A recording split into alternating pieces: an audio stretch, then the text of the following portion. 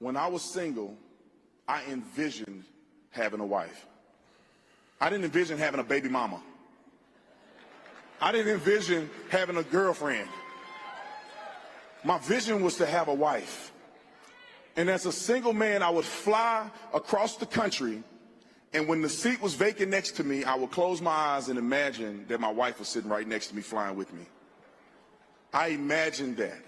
I mean, look, is it just me? Look, this guy, okay, clearly a very alpha dude, okay. He was an NBA player. I think he was either professional or semi-professional. He was a police officer.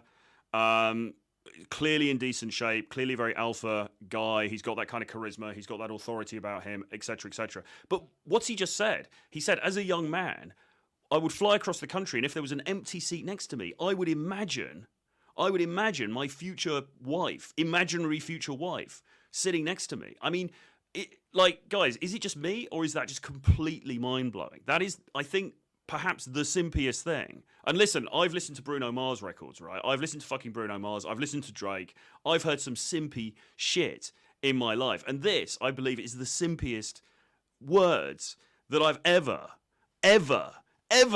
heard coming out of a man's mouth in the whole history of certainly my years on this planet. Isn't this mind-boggling simpery? As a grown man, you sat on an airplane and there was an empty seat behind you, and you imagined your imaginary future wife sitting there. I mean, Jesus, like, my head is going to explode.